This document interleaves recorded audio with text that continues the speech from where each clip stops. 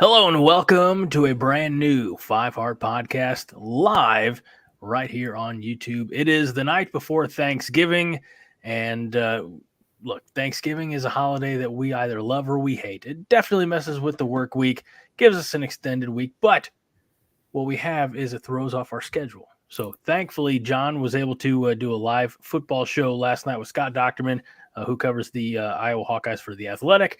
And tonight, right here on the Five Heart Podcast, yours truly, Greg Mahochko, joined by the minds behind volleyball that we have covering here at Coordination, and that is Beth and Mylie, who were just on about a month ago, the last time, a little precursor to when Nebraska faced Wisconsin.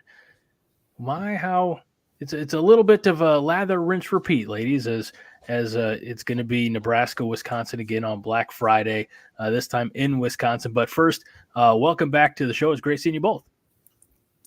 Good to see you too. Yeah, it's good to be on here. Let's talk volleyball. Let us talk volleyball.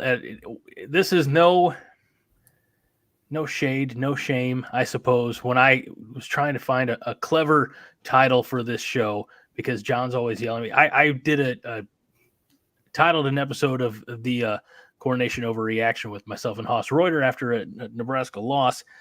And I think it was after the Michigan State game. And John texts me, says, well, you've pretty much just given up on headlines, haven't you? So I tried, all right, accepting our fate, we're a volleyball state. Part of that is a little bit of the melancholy that comes after a couple of consecutive losses on the football side, but really as kind of the growing joke and more, less on the joke and more on the let's appreciate what we have, a very successful volleyball program. And it trickles down. I saw a tremendous video. I don't know if it was Hale Varsity that put it out or maybe it was the university itself, but it was the effect that this program has on the young ladies, the female children of the state of Nebraska, who their favorite Husker volleyball player is and why. And it's if I had daughters, I'd feel something. I don't know. Yeah, I mean, I saw kids trick-or-treating. They were different Husker volleyball players, and their names are known. They're their own little celebrities. So I do have daughters, and I coach them in volleyball, and I use the examples of what the Huskers do to say, do that and play like that. And they won't be able to do all of it, but they set a really good example for what kids can do. Now, you mean you don't have any? What age do you coach? They're fifth graders. Okay, so you don't have any 10, 11-year-old little Atlanta Cho boys going into the second row of the stands, making some tremendous sports. I don't encourage that. But, I talk about side-to-side movement, and I use Harper Murray. She goes side-to-side on defense just like she does. And watch Letsy Rodriguez as she, follows the ball with her platform. And they're good examples for learning at whatever level you're at for volleyball. That age of volleyball, just a lot of serving. I think I went to a younger volleyball game once, and it was just like a serving war. So, yes, lots of aces and side outs. Yeah. Well, let's talk about. And I know some of this is going to be a rehashing or retelling, but what this program has done to elevate the spotlight of the sport since Volleyball Day at Nebraska. 92,003 there at Memorial Stadium. To fast forward a few months, they're putting record ratings for the sport. They're what they did with playing at Memorial Stadium. Then we see Iowa women's basketball playing at Kinnick Stadium. Trendsetters. They have been talking about doing Oklahoma softball there in Norman at Sooner Field or whatever the hell it's called there. But you fast forward and then you see Nebraska volleyball number 1 in the Sports Center top 10. Everything that John Cook and this group has done has just elevated the profile of volleyball. Yeah, one of their mottos, Coach Cook says it all the time, is to dream big. And they talked about that a lot around the Memorial Stadium match. And I think once you see somebody do something, you obviously know it's possible. They watched the record be set and they saw 92,000 people and more want to attend that volleyball game. And so other programs can move forward with some amount of confidence. And I think in the documentary that the Big Ten did on Nebraska, they talked a lot about how they didn't have confidence. They had no idea how many people would want to come to this open air volleyball match, but other programs can do it with some confidence, knowing there is the audience that wants to see this. They want to see high level women athletics find a place to do it. Yeah, it's not even the Huskers in the state of Nebraska now. UNO and Creighton both won their conferences too, so they will be automatically qualifying for the postseason. So that's pretty cool too for the state. Because I know, again, we've been talking about, it's right there in the title, Volleyball State. When you include UNO, you include Creighton, that really brings it all home to the quality of volleyball that's played in Nebraska. I like how I leave a lot of questions just kind of open-ended. Like, maybe I'll continue a thought. Maybe I'll just wait for somebody to jump in. But I was going to ask an actual question, and wouldn't you know it disappears. So let's flip the calendar back about a month. Again, when you all were on right before that Wisconsin match, it went 5 thrilling sets before Nebraska ended up getting the W. What was the moment, and Mylie, we'll start with you. What's the moment when you're like, oh, Nebraska's got this? Or was it when it was like 15-13 or when it... I don't know. I don't really think there was a moment. That match came down to that final challenge. I mean, I was never comfortable in that match just because it went either way every set. So, yeah, I think I would watch it with my boyfriend's parents, and they were like, wow, you have a potty mouth. I was like, yeah. Because it's and you get it from like your dad. Football games. So I don't know if you know this, Mylie. I've known your dad for years, and know about your hockey career through social media and things like that. So yeah, I know where that potty mouth originates. Yeah, yeah. It comes from my dad. your mom's free and clear. By the way, Paul Dalen is here, and first of all, he said we are a volleyball school, and then he also in a super chat threw us $4.99. Thank you very much, Paul. And you're right, volleyball school, as we mentioned, kind of volleyball state.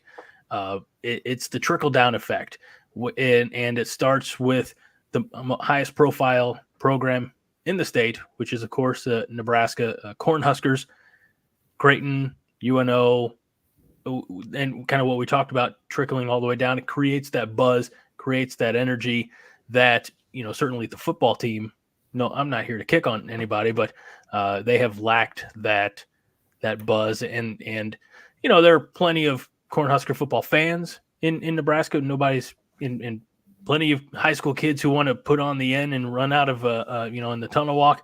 But what the volleyball program has done in continuing to generate that excitement, it's very rare, I think, Beth.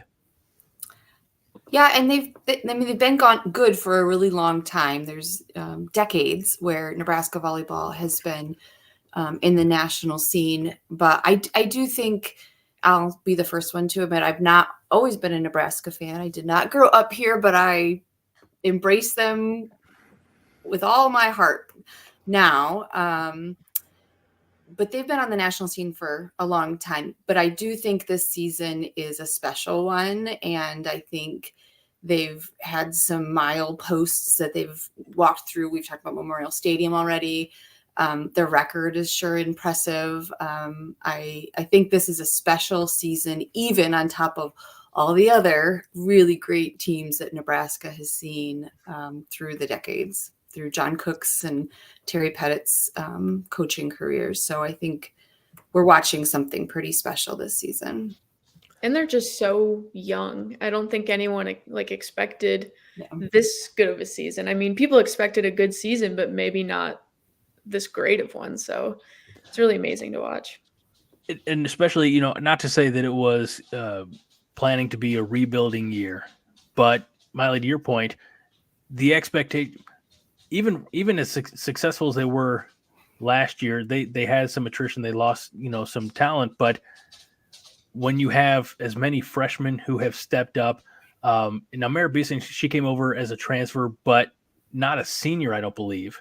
She's a junior. So do they have any like full-time, getting a lot of playing time seniors? They have no seniors. That's what, all they got to do now is make sure that Texas keeps their slimy hands off of them, apparently, in the off season. So, sorry to bring up the evil T word here. But after Wisconsin, and what a 1 versus 2 matchup that was. Nebraska, again, Mylie, you said it, still undefeated, 27-0. Wisconsin, I don't want to say they've slid or anything like that, but they've lost a couple. They've had some injuries as well. But Nebraska continues to hold steady. They won against Maryland. I mean, they won against everybody, folks, but I'm going to read you the list in case you haven't. By the way, if you're not following Coronation and Beth's volleyball coverage, you're missing out. I got a message, I think it was when you two were on last time doing the show, and just how sorry to shine the spotlight on you, Beth, but about your coverage, about your knowledge, about everything, just second to none. I don't think anybody covers the sport in the state of Nebraska as well as you. Similar to wrestling with Dylan, we have some of the best writers at Coronation.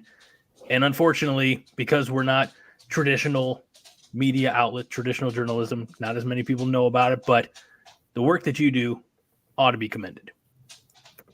Well, thank you. I enjoy doing it. I think that's why you're good at stuff that you enjoy. I really enjoy volleyball and talking about it and writing about it. Thanks. And we appreciate you having you here. Hello, dog. So Wisconsin, Maryland, Rutgers, Penn State, Rutgers again, Northwestern, Illinois, Michigan, Iowa, all wins for Nebraska. In that run, they lost 1, 2, 3, 4. If you take out Wisconsin, they've lost 4 sets since the last time they played Wisconsin. So and 2 of those were against Penn State. And I think 1 against Illinois. Yeah, and 1 against Northwestern. Thank you. See, this is why we bring the experts on the show. Not to say that a dominant run like this hasn't been seen in college volleyball, because there have been undefeated teams like this, but from the 15, 20,000 foot overview, maybe it's the youth, maybe it's we expect to be good, but maybe we didn't expect to be this good. There's something special here. And for Nebraska fans, maybe their expectation wasn't to be, Thanksgiving weekend and being 27-0. Yeah, this weekend when the schedule came out, to see Wisconsin and Minnesota as the closing regular season matches for Nebraska is always exciting, because those are top-level programs as well. Minnesota was expected to be up in the top tier of the Big Ten, and I would call them kind of bottom of the top tier, however we want to group that together. They're fighting right now to get into the NCAA tournament. They're probably a bubble team. And so when you see this on the calendar, you think, oh, this is going to be great. There's going to be so much story behind it. And there is, but you don't expect for the Big Ten championship to be decided before this weekend. This is where it normally gets decided. So that Nebraska has already won, that is off the table. That's not part of the flair for this weekend. But when it comes out, you think, okay, here we go. This is going to be the grand finale of it all. And I think it still will, in terms of top level, entertaining, impressive volleyball athleticism.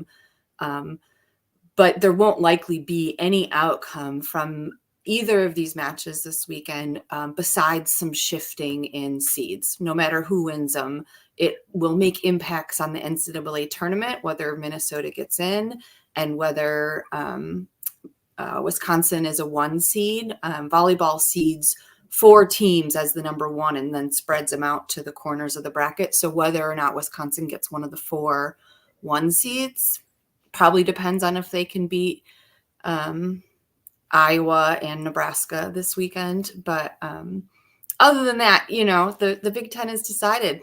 Nebraska won it. Boom. As I was prepping the article, and I know so little, so again, thank you both for your patience with me. But I know obviously Wisconsin, tough. They were number one when we met them a month ago, and Minnesota. I just know that they have a very strong, historically strong program as well. So with the expectation they had of being top of the table, so to speak, I just anticipate that Friday afternoon, Saturday night, Nebraska's in for some dogfights, and we hope, but we can't really know how any of those matches are going to go. Mylie? Yeah, we're gonna get Minnesota's best for sure, since they're playing for a spot in postseason. So we're definitely gonna get their best. And Wisconsin wants revenge for that loss. So we're 100%, 110% gonna get Wisconsin's best no matter what.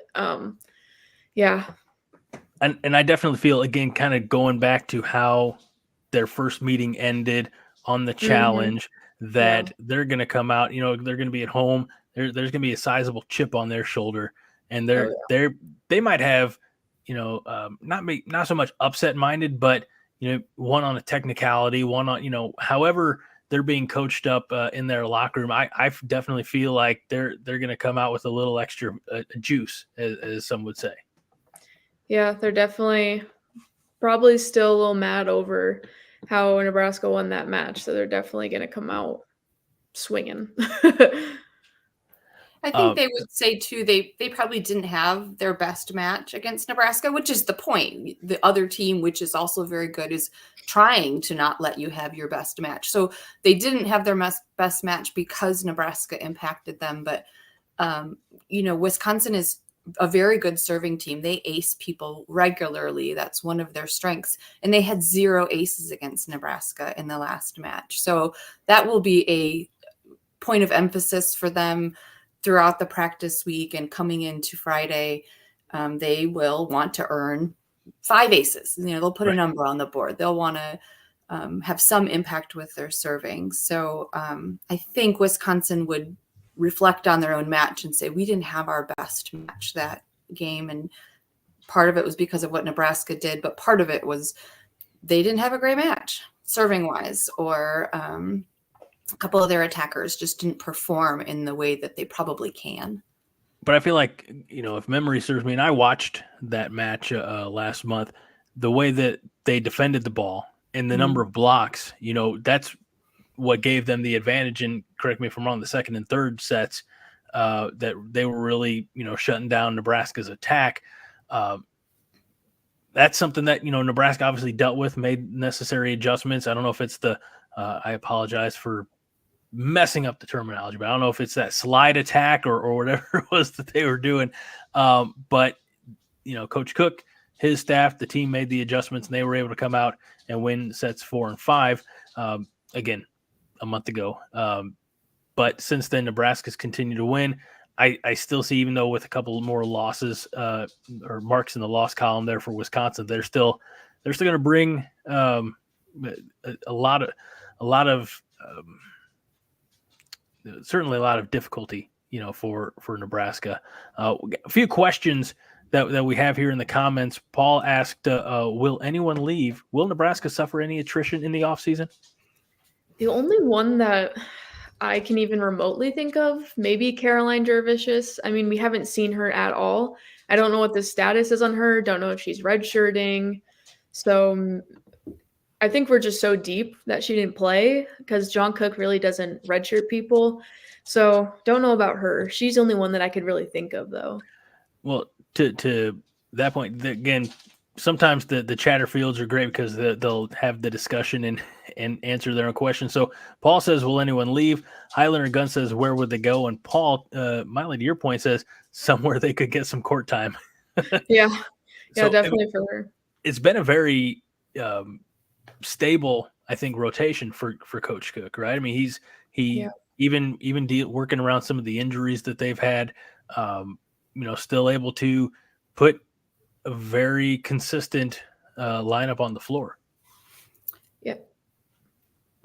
I mean, the only injury that that's been lingering has been Lindsay Krause, but I think she's really the only one, along with Lainey Choboy, that have been injured this season that have missed time. So it's been pretty nice not seeing a lot of injuries this season, but yeah.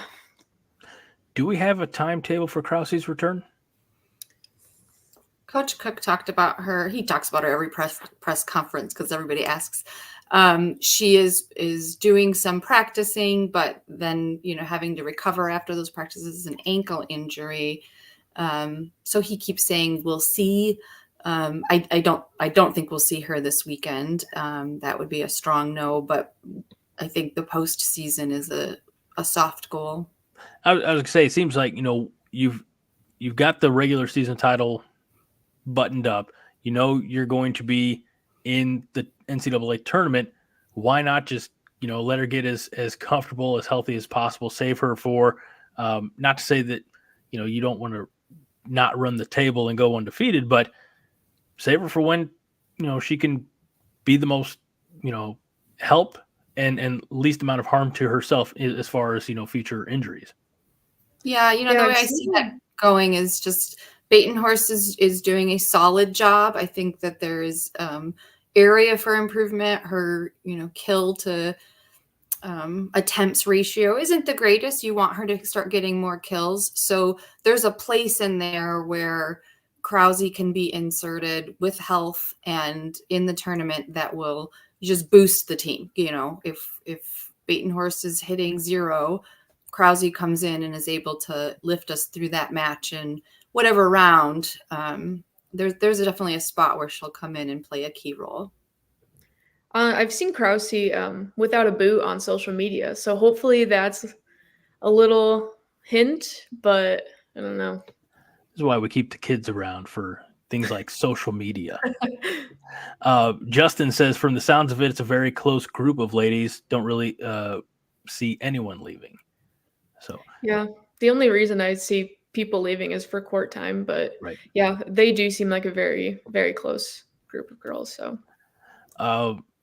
couple questions here as we move on. So we mentioned Penn State earlier. Penn State did beat Wisconsin, I believe, here a few weeks ago. So Paul says that Penn State might be the number 2 team in the conference now. And I remember that was when Nebraska first joined the Big Ten. It was Nebraska, Penn State. Those were, the big in-conference games that, everybody kind of marked on their calendar or on their schedule every year. So Penn State, Beth, would you say they've been down, or would you just say that they've been the victim of just not being as good as some of the others, which is weird. Like, they haven't been worse. It's just other teams have maybe surpassed them a little bit. Yeah, I think they've had some really good seasons. It's hard to follow the run they had of 4 national champions and 06, 05. I'll get the years wrong. I think, Russ Rose was at the helm of their program for so long, and I think he did excellent up till the day he left the practice. But I think he also, like Coach Cook, had to learn how to use the portal and how to use transfers or how to do recruiting. And whereas some of the other coaches didn't have to learn or change their system as much, Russ Rose definitely had a system. He got those players in. They were from the Midwest. They ran the program like that. So to make those adjustments is, I think, always something.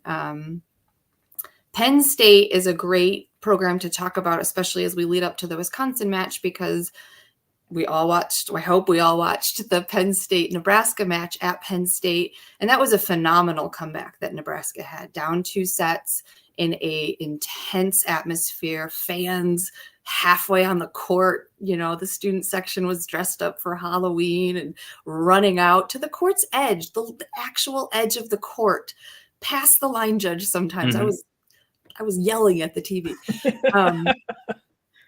And Nebraska came back and won that in a reverse sweep. And then a week later, Wisconsin goes in there and faces a very similar atmosphere, and they lose in 4 sets. And I felt like those were really comparable. Of course, we can just compare the teams head to head in a couple of nights, but handling adversity, working through problems, just some impressive things that the Nebraska squad was able to handle. similar to the blocking that they faced when they played Wisconsin last time. To get blocked 12 times in a single set is really hard to do. Like you couldn't do it if you tried, and Nebraska did it. They got blocked 12 times, and then they rebounded from that and, won the match. So I think working through those adverse situations is such a strength for this Nebraska squad. And I think I just say I continue to bet on them because they handle those tough situations and figure it out and, gut it out. And, in set 5, the last time they played Wisconsin, they hit 545. They hit over 500. The final set, matches on the line. That's showing up to the game. The lights are on and you perform. So I want to, something you mentioned there kind of at the end when we were talking about Russ Rose, and you said, the transfer portal, he's getting some players from the Midwest and their, how they play. Are there regional philosophical differences in volleyball? Like in football, we got, spread offense and pro style, etc. But are there, is East Coast volleyball? I mean, I know the goal is the same, much like football, but do they have different coaching philosophies or different help me out. What am I trying to say? Yeah. So oftentimes it's much less dichotomous than it used to be, right? Like that they're spread out, coaches, but in the history of volleyball, like California volleyball would have been just a higher set. Whereas the Midwest, something like a Penn State or some of the clubs in the Midwest would just run a really fast offense. You'd see speed coming out of the setter's hands. And, maybe some of the more South was just like defense. Those were some of the things that you'd see really scrappy defense. I didn't follow Texas volleyball when I was younger. So again, why are we talking about Texas on this podcast? But yeah, so I think the offensive systems would be varied. It's not so much true anymore. I mean, a California club high school team is running a fast offense too, but that's the way it would have been historically. And so, yeah, Russ Rose wasn't recruiting kids from California. I mean, look through his player list. I can't remember a player from California that played for him. But now, like you said, it's just more a melting pot of all the styles and the ability to adapt based on the situation, it would seem. Yeah. And, I think the word adapting is so important for the match on Friday. I think that there's going to be like round 1, round 2, coaches are adapting, players must adapt. There's got to be like the first few shots and then adapt to those and come back. And that's what we saw in the last match, right? That blocking effort by Wisconsin, that was an effort. That was what they did to change the course of the match for them. But Nebraska bounced back from it. So that's the part that makes it so exciting is that it really looked like Wisconsin was going to win after the sets 2 and 3.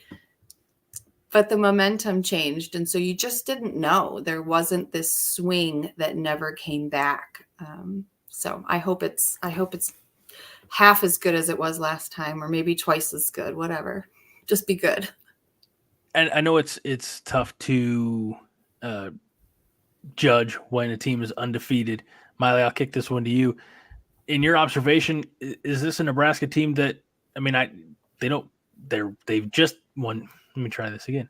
They're just as successful on the road than at home, but do you feel like it's a team that thrives in those Penn State types of atmospheres where there's a lot of pressure, there's a lot of fan noise, crowd noise that's really right on top of them?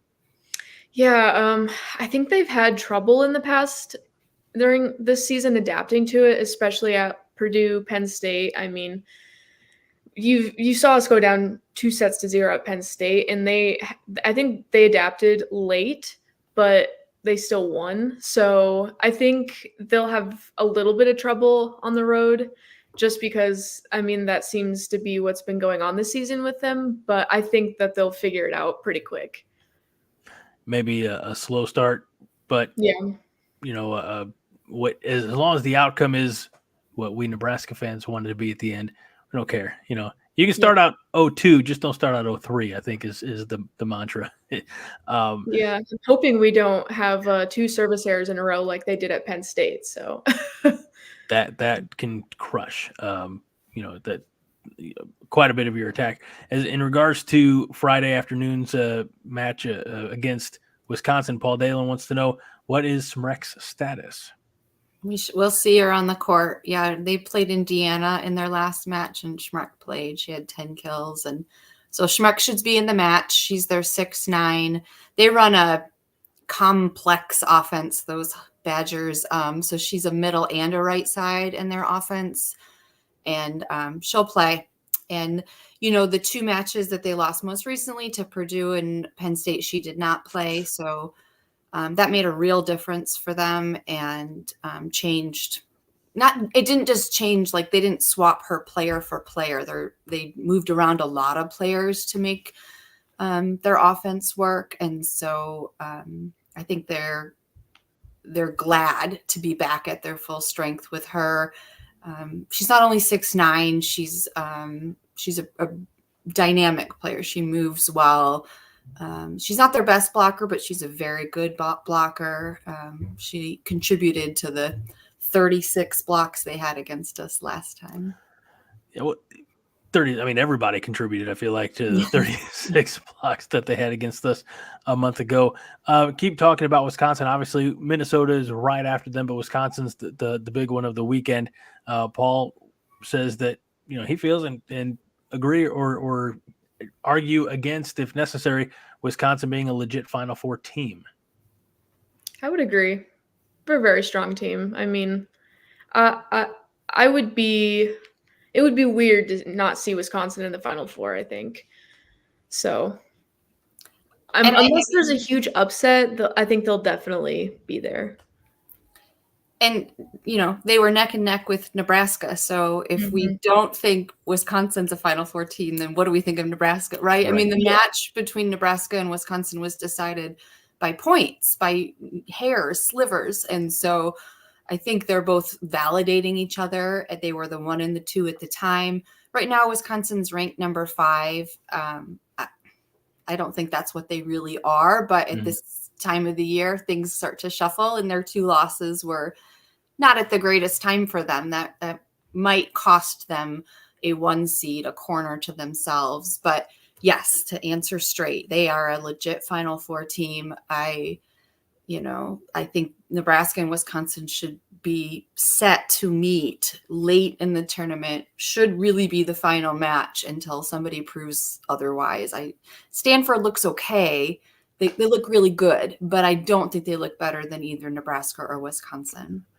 And how much of we got another important Wisconsin question here, which I think we touched on, but since you mentioned Stanford, how much of a boost to Nebraska's confidence is it since they beat Stanford on the road, and again, Wisconsin at home with another, a return match later this week.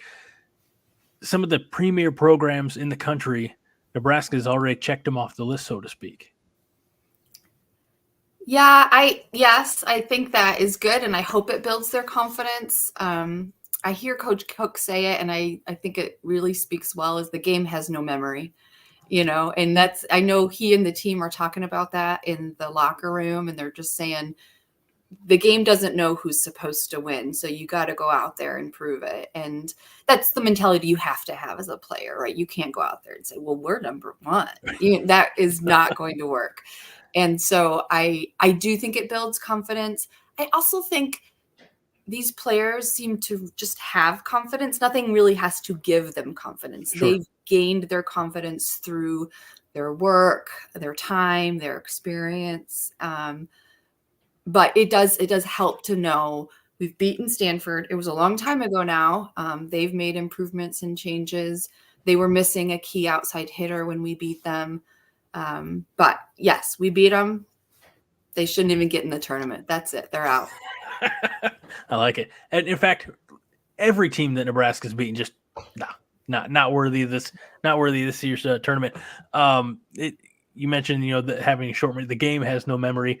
I think back to one of my favorite shows of recent, but it might be on the all-time list, Ted Lasso, where they're talking about the animal that has the shortest memory is a goldfish, and I'm sure if you're on the losing side of things, you be a goldfish, 8-second memory and move on. So Connor, and this is kind of the question I think we addressed a little bit, but Connor says, how will Wisconsin's current slump affect the match? They were slumping because they didn't have Smrek. She was back for the Indiana match. So would you consider, Mylie, maybe the slump busted? Yeah, I think having Smrek back is really going to boost their confidence. Yeah, I definitely think their slump was because she was gone. So I think they'll look to kick that slump against us, which don't want to lose to them. So hopefully they stay in that slump. That'd be nice. Although it's a feather in Nebraska's cap if they beat them at their best again, And I don't think there's any writer, pundit, etc. going back a month ago who would say that we didn't get Wisconsin's very best. I believe we did, and on a challenge, reverse call, whatever, it doesn't matter.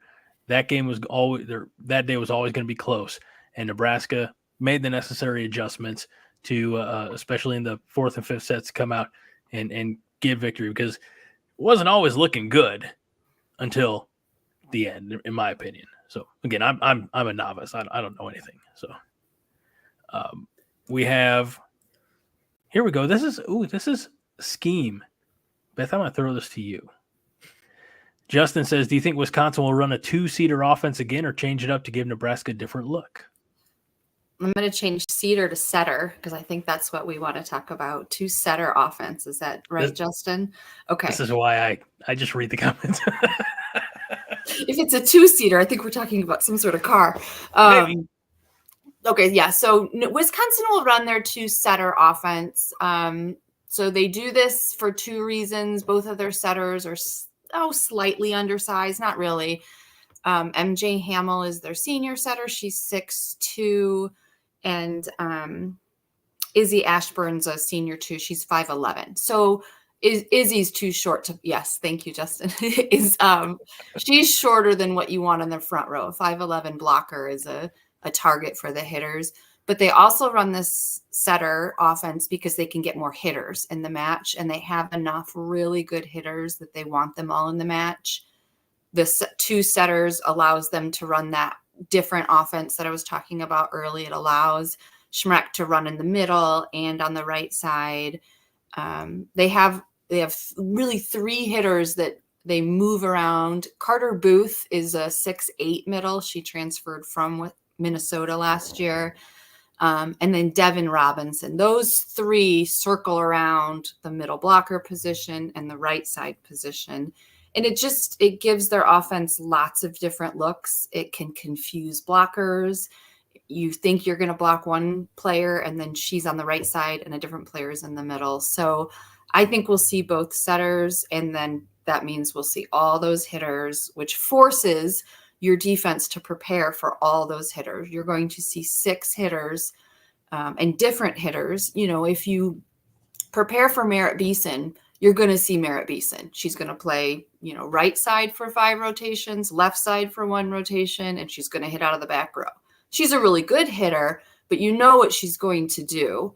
Wisconsin can run Schmreck in the middle twice and then her on the right side.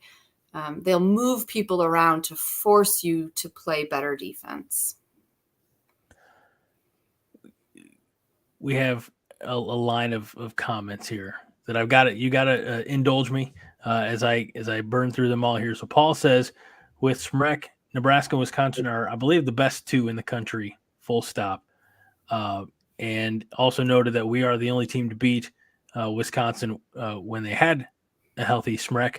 And then Highlander Gun says Paul Dalen is carrying the chat room tonight and that everybody else is slumping. So for I don't know if you ladies watch the show when you're not on the show. If you don't, I get it. I don't either. But except for the last time y'all were on, because I was in the chat room heckling John. But Paul's in here just about every week asking about volleyball. So super fan, super smart, and just wanted you to know Highlander Gun is appreciating Paul's input on the show tonight. So good job, Paul.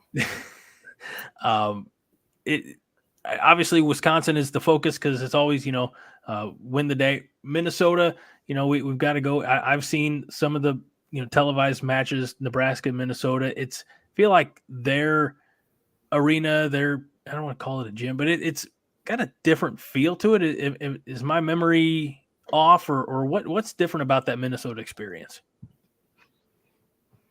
This might be Mylie. I feel like their hockey court or hockey arena is right next door. So you have like glass panes that overlook one side of the arena.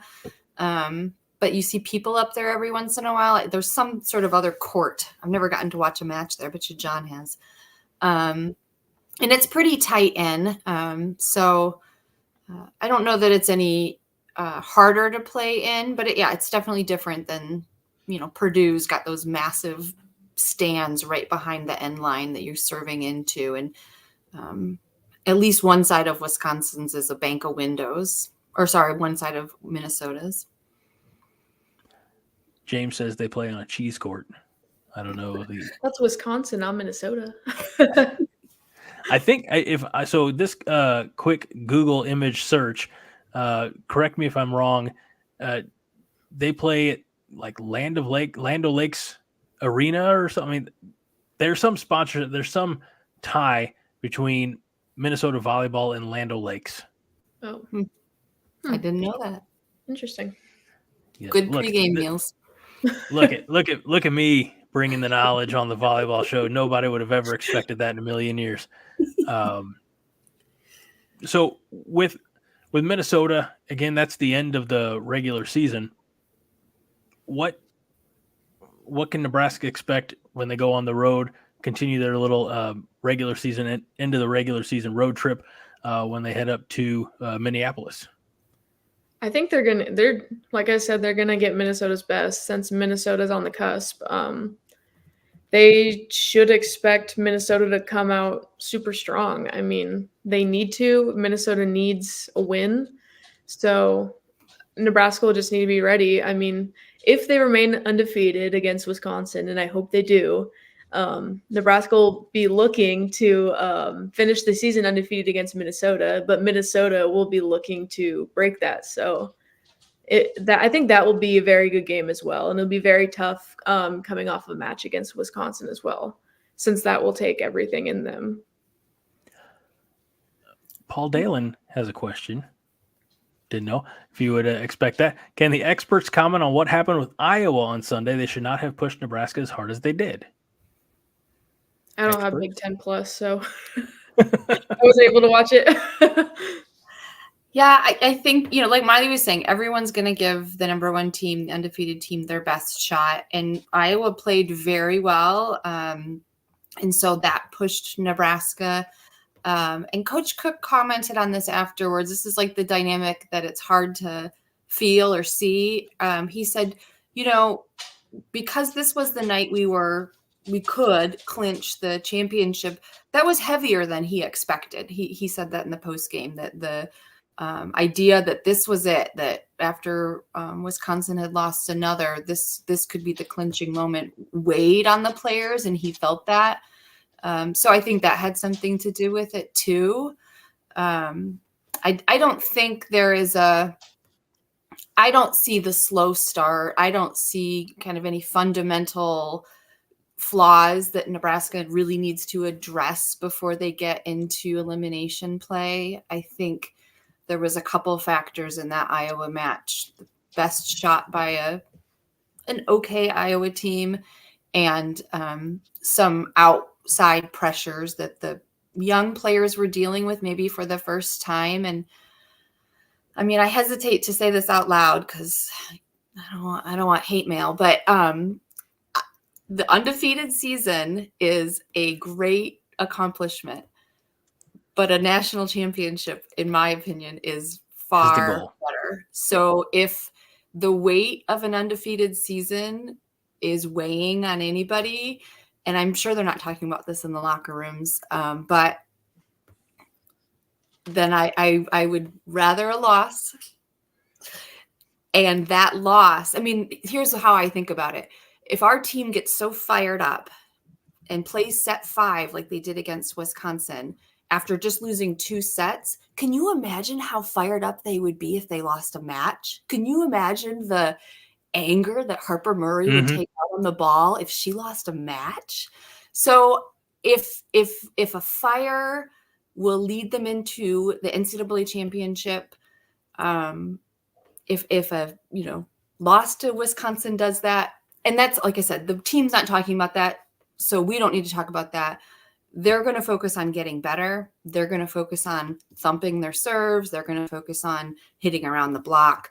But I won't cry myself to sleep on Friday if we have a loss. I will say, I hope they're pissed.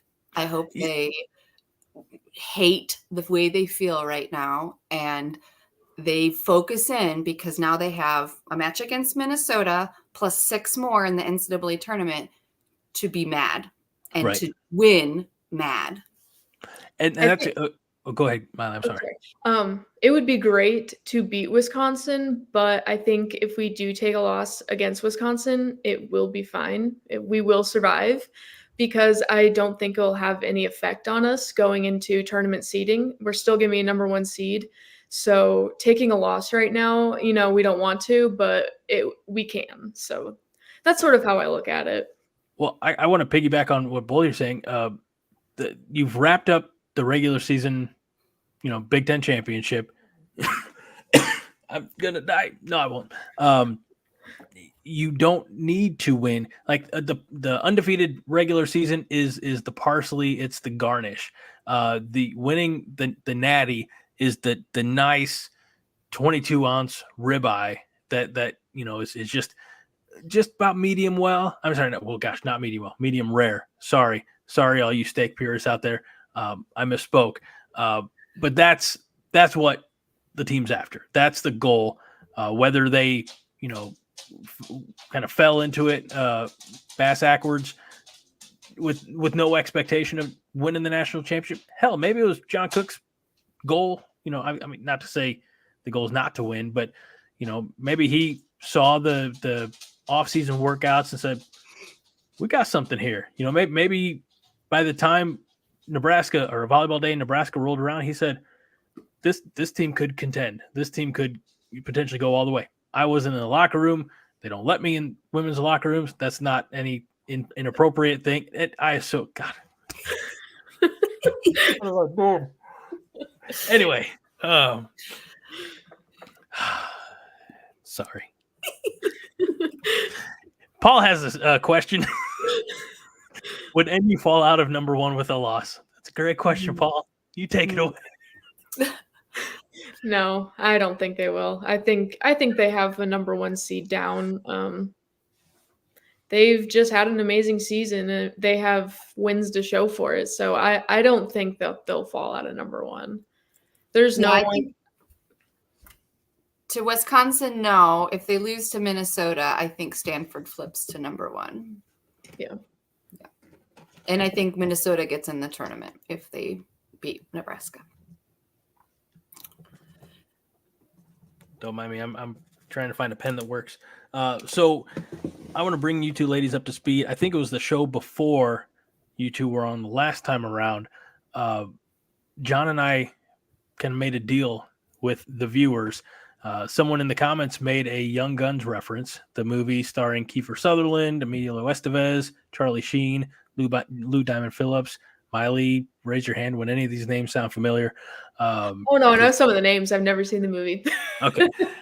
Well, John says that he hated the movie before he died and had the brain injury, but he also used to love peanut butter. And then after he died and had the brain injury, he hates peanut butter. So I think maybe things reversed. And I challenged the Chatterfields. I said, if we can raise like $100, we'll do it for charity, through the super chats. Then we'll find a way to stream. We'll do a little watch along of Young Guns with John, make him watch it. Right away, we got a $99.99 donation from someone who floated in, made the donation, and we haven't seen him since. Their name was Marcus. We don't know what happened.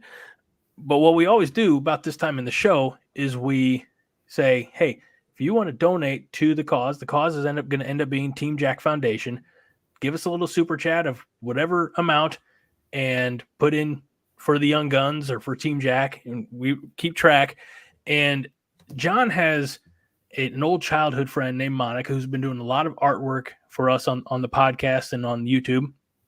And one of our dedicated Chatterfields last week said, could we get John on the poster of Young Guns? And we have, John's not here to see this, so this is like a world premiere, but we have what that would look like if John was in the Young Guns, which if he was, you wouldn't be able to call it the Young Guns anymore. But here's Monica. Thank you so much for your dedicated work. He gets right in. He looks great. And to Monica's credit, she even made him as tall as Charlie Sheen, which was important for me. So for everybody who's the Highlander Gun appreciates it,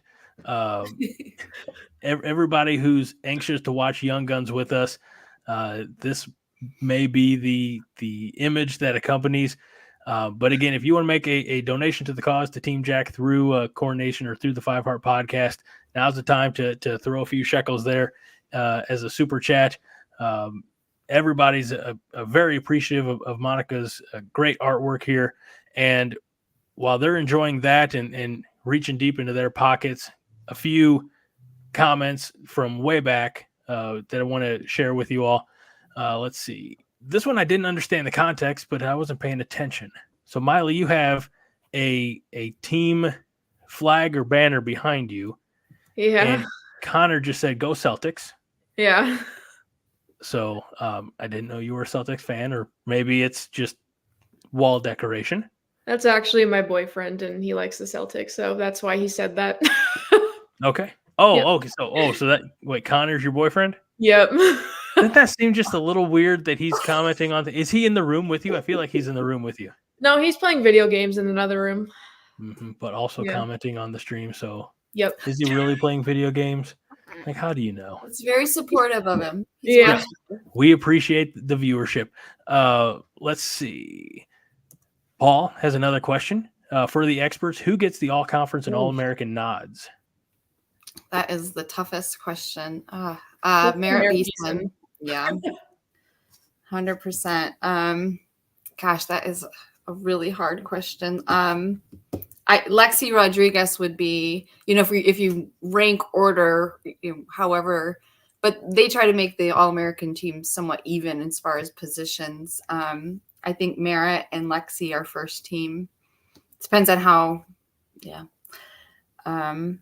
Harper and Bergen and maybe one of the middles are second team, and then the other middle is third team. So Becca Alec would probably be second team, and Andy Jackson third team. That's what I was thinking. Yeah.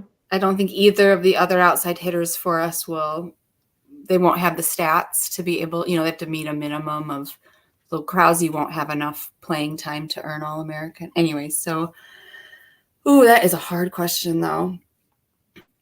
I think Harper Murray is right on the edge of being first team. But I think some of the inconsistencies, some of the matches where she's been up and down will, put her to the second team. But yeah, Merritt and Lexi would be first team. Mylie, I'll let you read this comment.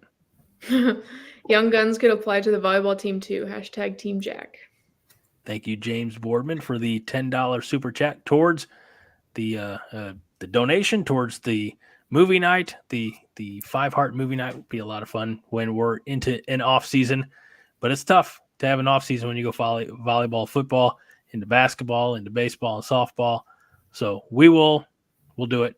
That's our pledge, because you all have been so great to us. Now, Connor says that Mylie, you blew his cover. Oops. But I'm confused. I feel like he needs to decide if he's a Dallas fan or a Boston fan. So yeah, he just got that from his dad. His dad likes Dallas and Boston, so. And then we like the Pittsburgh Penguins for hockey. So we're all over the map right now. I'm not judging. I'm just questioning my life choices.